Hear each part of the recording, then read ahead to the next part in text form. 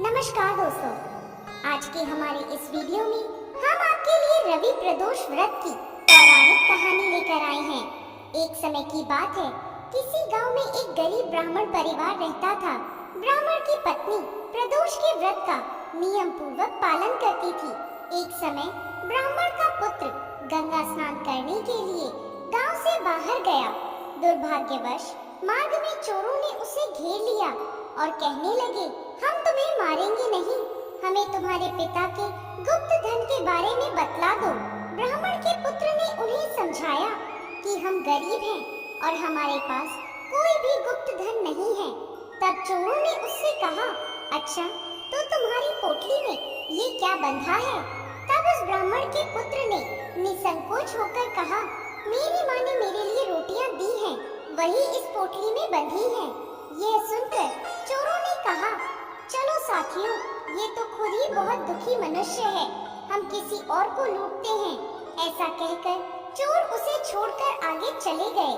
तब वह ब्राह्मण का पुत्र वहां से आगे चला और एक नगर में पहुंचा। नगर के पास एक बरगद का पेड़ था।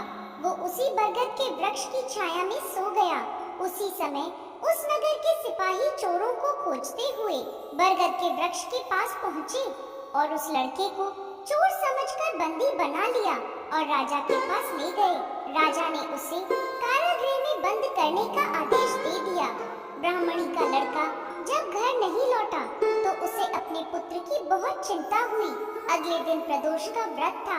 ब्राह्मणी ने प्रदोष व्रत किया और भोलेनाथ से मन ही मन अपने पुत्र की कुशलता की प्रार्थना करने लगी।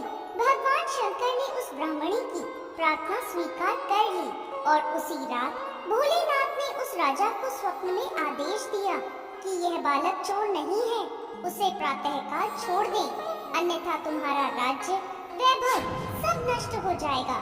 प्रातःकाल राजा ने शिव जी की आज्ञा अनुसार उस बालक को कारागृह से मुक्त कर दिया।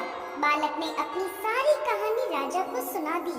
सारा वृत्तांत सुनकर राजा ने सिपाहियों को उसके घर भेजा और उसके माता पिता को राज दरबार में बुलवाया।